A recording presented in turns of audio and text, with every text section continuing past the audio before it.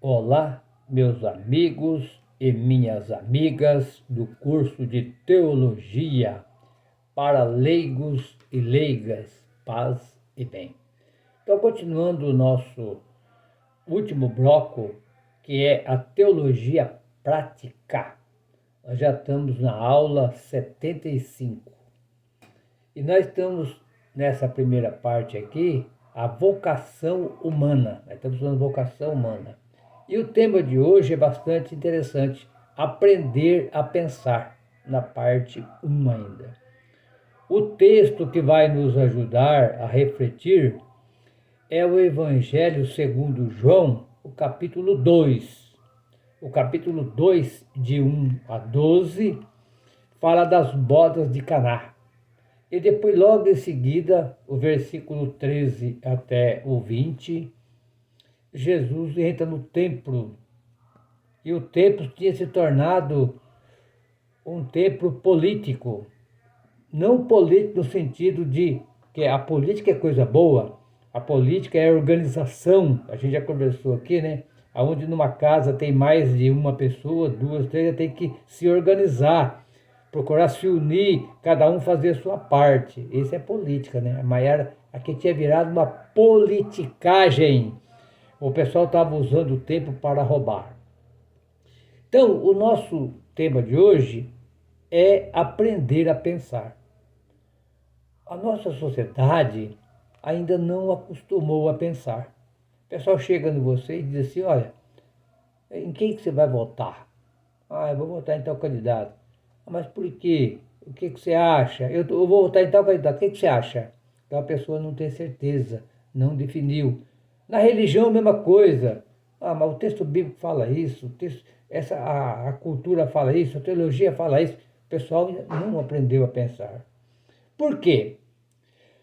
Porque aqui nós temos, eu vou colocar três momentos da nossa vida de qual a gente vive dentro de uma bolha. Por exemplo, quando a gente nasce, a gente está dentro de uma bolha familiar. A gente, do 0 aos 6 anos, segundo os grandes especialistas do mundo, é o tempo que a gente melhor é para aprender. A gente aprende a falar, a gente aprende a andar, a gente aprende a se comportar. Então a gente vai aprendendo um monte de coisa aqui. E o cientista Graham Domer é um grande educador do mundo. Ele diz que o melhor momento para a gente aprender a pensar e a discernir, a gente aprende a comer, aprende a sentir cheiro, ter medo do perigo. Mas como assim? Tudo dentro de uma bolha. Nós temos nosso pai, nossa mãe, nossos irmãos. Então é a primeira bolha até os 6 anos de idade. E ali a gente aprende muita coisa que entra na nossa cabeça que nunca mais sai.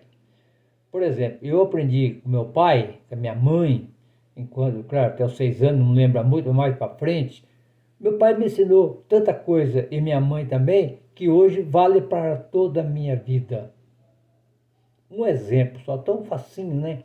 Ele dizia assim, quando tiver duas pessoas conversando, se você não vai lá não, mas se você precisar chegar até lá, você chega de longe e pede licença. E fala o que tem que falar e sai. Hoje em dia você está conversando, chega alguém, oi, chama você, você está num lugar trabalhando, chega alguém e grita com você, ninguém vai pedir licença. Então, quer dizer, a gente aprendeu a pensar que tem que respeitar o outro e a outra que está conversando. Então, ou melhor, do 0 aos 6 anos, a gente está dentro de uma bolha. Depois a gente vai para a escola, começa a abrir, né? Vai para a escola, vai fazer catequese, primeira comunhão, depois vem o crisma, depois vem a adolescência, é uma outra bolha do qual a gente está vivendo. O Paulo fala lá na carta aos Gálatas, né, que quando a gente é criança, a gente é submetido, o pai e a mãe pensam pela gente. Mas depois, quando eu cresço, né, eu, dentro da outra bolha, que eu vou na escola, eu começo a aprender a pensar com os professores, com os amigos que estão em volta de mim, com quem eu convivo. E hoje em dia também tem os meios de comunicação, televisão, jornal, livros, e além disso hoje é a internet. Então tem que ter muito cuidado como que a gente vai aprender a pensar.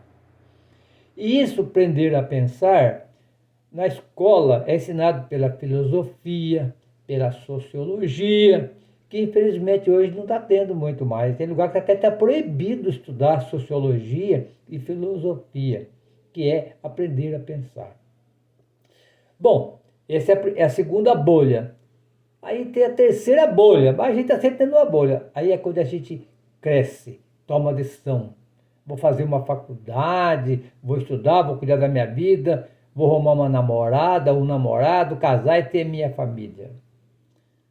Então, nós estamos impregnados, às vezes, de preconceitos em todos os sentidos. Na religião, mais ainda.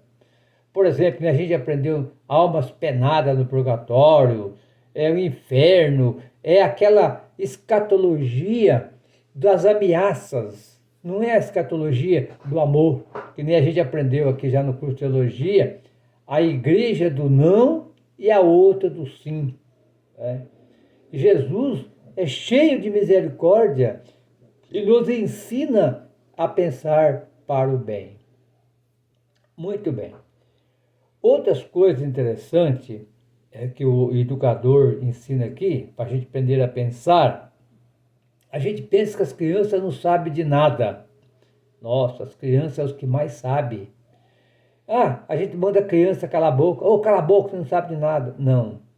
A gente tem que ensinar as crianças, deixar eles falar, pensar, aonde eles aprendem as maiores e as melhores coisas da vida é do 0 aos 6 anos de idade. Então, quer dizer, aprender a pensar é você fazer o outro pensar. Por exemplo, Jesus. Quando você vai ver as parábolas de Jesus, nenhuma parábola está pronta. Vamos dar um exemplo, a parábola do filho pródigo, todos vocês conhecem, né? O filho que foi embora, gastou toda a herança do pai, e o pai só tinha 2 filhos, o outro ficou, o mais velho ficou, mas não, quando acabou tudo ele voltou. Quando ele voltou sem nada, tinha perdido tudo, barbudo, cabeludo, mendigo, o pai olhando lá de longe, quando ele viu, correu. E ele tinha pensado assim, eu vou voltar para o meu pai, mas eu não sou digno mais de ser filho dele. Não, mas eu vou ser seu empregado. Era melhor ser empregado na casa do pai do que lá no mundão que ele estava perdido. E ele voltou. Quando ele voltou, o pai veio correndo, ele falou assim, pai, pequei contra Deus e contra ti. Não deu mais tempo de falar o resto, né? Eu quero ser seu empregado e não seu... Não. O pai o abraçou e beijou e cobriu de beijos. E matou o novilho e começou o churrasco. Mas o filho mais velho não gostou. Não gostou, não quis ir no churrasco, não aceitou. E o pai sai lá fora e diz, meu filho, esse seu filho estava perdido e ele voltou. Ele estava morto e ressuscitou. Era preciso receber de volta. Aí o pessoal pergunta, mas o filho mais velho entrou? Não sabemos. A parábola termina por aí, não é verdade? Então, todas as parábolas, Jesus ensina a pensar. Vamos dar um exemplo agora, que vocês ouviram agora, uns 3 domingos atrás, a parábola do bom samaritano, que o doutor da lei, o biblista, o advogado que conhecia tudo da lei na época, chega até Jesus e diz, bom mestre, o que eu devo fazer para entrar na vida eterna? Jesus diz, mas por que você me chama de bom? Né? Você me chama de bom? Quer dizer, você não conhece a lei? Aí ele diz, conheço, amar a Deus sobre todas as coisas, né? Com toda a sua alma, com todo o seu fervor, e amar o próximo como a ti mesmo. Jesus falou, está correto, faça isso e viverá. O que aconteceu? Se você amar o próximo e a Deus, você tem vida feliz, você vai viver. Morreu o assunto. Mas ele, querendo justificar, ele perguntou para Jesus: quem é o meu próximo? Veja bem, essa pergunta desencadeia toda a parábola do bom samaritano. Quando chega no final, Jesus pergunta para ele: na sua opinião, então quer dizer, é um diálogo, Jesus não dá nada pronto. Na sua opinião, quem foi o próximo daquele que foi assaltado e estava caído à beira da estrada? Ele já respondeu: foi aquele que teve compaixão. Jesus diz: vai e faça o mesmo. Então, Jesus, do começo ao fim de todo o Evangelho, Jesus nos ensina sempre a pensar. É o que ele mais faz na vida, é ensinar a pensar. Aqui na nossa apostila, tem uma outra coisa interessante, que agora nós vamos ter aí a eleição.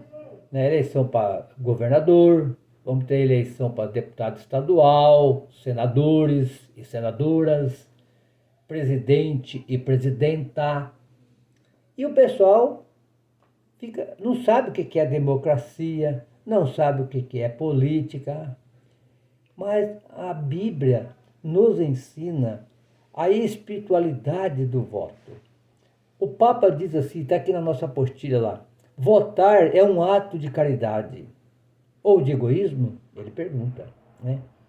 E, portanto, de ofensa ao próximo e a Deus. Posso votar com raiva, visando apenas derrotar o adversário de meu candidato? Ou porque espero obter das eleições os benefícios pessoal? Quando eu fui candidato lá no sul de Minas, muita gente dizia assim: eu não vou votar em fulano tal porque não tem nada para mim. Não. O político tem que fazer nada para mim, ele tem que fazer para nós, para a comunidade, para a cidade, para o Estado, para o Brasil. E Jesus foi bem político, no sentido de política, de organização. Porque quando você fala em política, nós já falamos aqui, mas para não esquecer. O que é política? Fala corrupção, roubo, ladrão. Não, isso aí não é. Isso aí é politicagem. O cara que se faz da política para o seu benefício, o seu projeto pessoal, para ganhar dinheiro, ganhar poder. Não. Aí está errado, isso é politicagem. Política, todos nós fazemos. Na nossa casa, quando nós faz um carinho para a nossa esposa, quando a nossa esposa traz um cafezinho para nós, quando a gente faz o seu diálogo com a família, ali está fazendo-se política, polis. Quer dizer, é cidade, organização da cidade, organização da família. Então, aprender a pensar. Na igreja, o padre tem que pensar tudo? Não. Ele tem o conselho paroquial. Mas tudo que o padre fala eu tenho que ficar quieto? Não. Vamos dialogar. Vamos trabalhar. Ô padre, que tal nós fazer assim? Que tal? Perguntar para o grupo, que tal nós fazer assim? Então, fazer o grupo a pensar. E para fazer a pensar, você tem que perguntar. Por exemplo, o moço rico. Bom mestre, o que eu devo fazer para estar na vida eterna? Jesus, você me chama de bom. Bom é só Deus. Aí ele diz: mas você conhece os mandamentos? E Jesus fala para ele 6 mandamentos que não tem nada a ver com Deus. 6 mandamentos que tem a ver com a comunidade. Honrar o pai e mãe, não matar, não roubar, não levantar falso testemunho, não cobiçar nada dos outros. Quer dizer, os mandamentos que falam da vida. Mas o moço foi embora muito rico, foi embora muito triste, porque ele era muito rico. Jesus falou para ele: está correto, você fez tudo. Agora só falta uma coisa. Vai lá, venda todos os seus bens, dê de esmola para os pobres e volta e me siga. Foi radical, né? Vender tudo que você tem, né? Ficar sem nada e entrar na comunidade de Jesus. Ele não foi embora, muito triste. Então tudo isso aí é ensinar a pensar. Olha, o Papa fala aqui também, para uma espiritualidade política, ele diz assim, olha lá, ele pega o Evangelho aqui, o Evangelho segundo Mateus, o capítulo 7, 21, olha lá. O voto é uma caridade. Não se pergunta se o candidato é cristão, espírita, adepto ao candomblé ou é ateu. Não. Ah, o cara é bom porque ele é evangélico, ele é católico, e ele nunca traiu a família. Não, não é isso. Olha lá. Nem todo aquele que se diz Senhor, Senhor, entrará no reino dos céus. Está louvando Deus acima de tudo, está no templo, está na Aparecida, está na igreja, não sei de onde, mas ele está vivendo a palavra de Deus? E o Evangelho de segundo Mateus diz também assim, olha lá, ó, votar com espiritualidade é construir a nossa casa sobre a rocha, né? O Evangelho de Mateus diz assim, olha lá, é o reino de Deus é como um homem prudente que construiu a sua casa sobre a rocha. Claro que o homem e a mulher nunca vai ser perfeito, né? Mas nós temos que procurar o melhor que faz para a comunidade e não para ele. Ele fala mais aqui, olha, para uma espiritualidade política. A política, como atividade espiritual, pode ser vista como um novo templo divino, porque é o espaço formador da dignidade coletiva do povo. E agora eu vou ler o texto para vocês, porque a política é um templo. Ó. É o Evangelho segundo João, né? Capítulo 2, versículo 13. Logo depois das bodas de Caná, diz assim, ó, a Páscoa dos judeus estava próxima e Jesus subiu para Jerusalém. No templo, Jesus encontrou os vendedores de bois, ovelhas e pombas, e os cambistas sentados.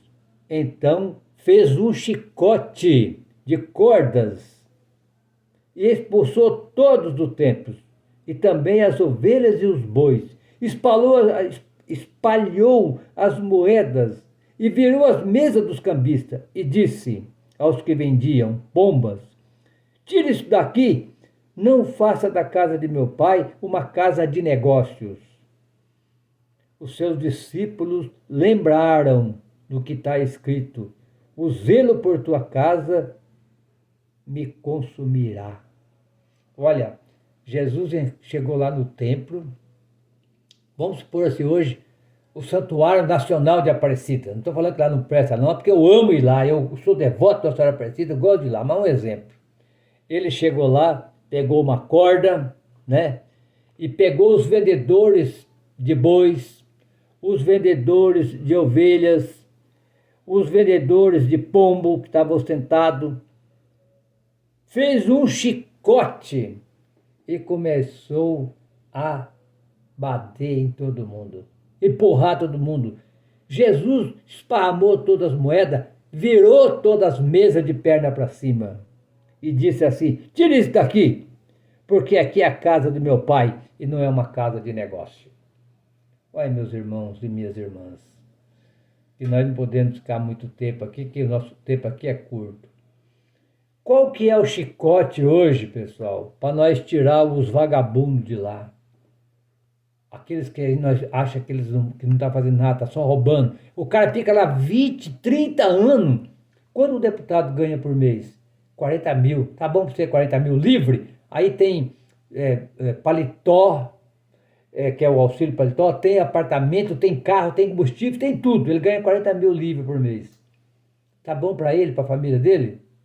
Mas pera cá, eu falava lá para o pessoal, olha, se eu for candidato, melhor, se eu for eleito, vai ser uma vez só que eu vou ser prefeito, ou uma vez só que eu vou ser vereador, porque nunca mais eu vou candidatar, porque eu já fiz a minha parte. Ou pelo menos uma reeleição, vamos dizer assim, para acabar de completar o ciclo do seu trabalho. Mas Jesus acorda hoje ao voto. Você pode derrubar todos aqueles vagabundos que não prestam lá com os votos, com seu voto. Ah, mas como é que eu vou saber qual que é o melhor? Não, nós não vamos saber. É bom. O que que Jesus fala aqui? Ele fala aqui também, você conhece a árvore pelos frutos que ela dá. Se a árvore é boa, dá frutos bons. Se ela dá frutos maus, ela não presta. Está no Evangelho. Então não é pelo que a pessoa fala, é pelo que a pessoa vive. E ele diz aqui, ó, a política como atividade espiritual pode ser vista como um novo templo. Então aqui Jesus limpou o templo. O templo estava sendo um templo político, de politicagem. Vendedores para ganhar dinheiro. E mesma coisa hoje, meus irmãos. Muita gente que está lá na política, tanto na prefeitura, como no estado, e tudo quanto é muitos lugares tá lá para ganhar dinheiro. Aí diz aqui, olha, se você for político apenas para ganhar dinheiro ou ter poder de prestígio, a política se torna uma profissão mais vergonhosa da vida. E o Evangelho segundo João vai falar disso. Então, ensinar a pensar. Jesus sempre pergunta. Todo mundo que chega nele fazendo uma pergunta, ele responde com outra pergunta. Então, vamos lembrar mais um? É o Lucas, Evangelho segundo Lucas, capítulo 9, 57. Jesus, eu quero te seguir. O que Jesus fala? As raposas têm tocas, os passarinhos têm ninhos, mas o filho do homem não tem nenhuma pedra para reclinar a cabeça. Aí o outro diz, Senhor, eu quero te seguir, mas eu preciso despedir da minha família. Não dá tempo. O outro chegou, Senhor, eu vou te seguir, mas preciso enterrar meu pai. Não dá.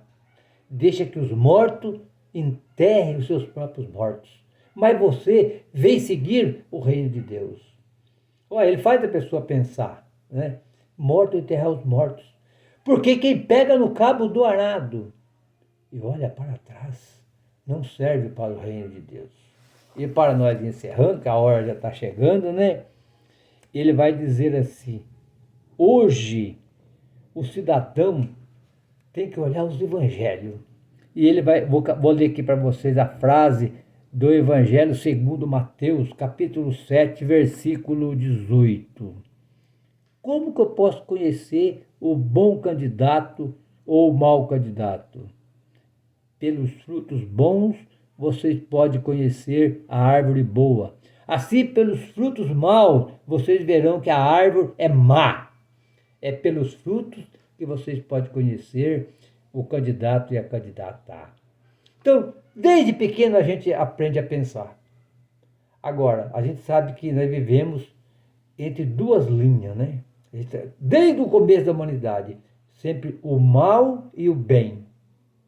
Mas Jesus sempre ensinou, e Deus sempre nos ensinou o bem. Procura o bem é vida e o mal é morte.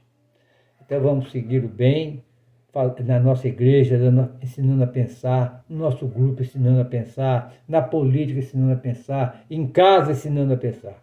Ainda vai ter mais um encontro para nós aprender a pensar, que o próximo encontro aqui de nós aprender a pensar lá, vai ser assim, a vocação humana, né? Deus, uma palavra escorregadia. Meus irmãos, na vossa fé, em vosso glorioso Senhor Jesus Cristo, guardai-vos por toda a distinção. Então aqui, a vocação que recebemos de Deus é a melhor vocação de todas. Vai ser o próximo encontro. Um abraço a todos, pede para todo mundo se inscrever no nosso canal, para nós levar essa palavra de Deus para a frente. Um abraço a todos e a todas, e até a próxima, se Deus quiser.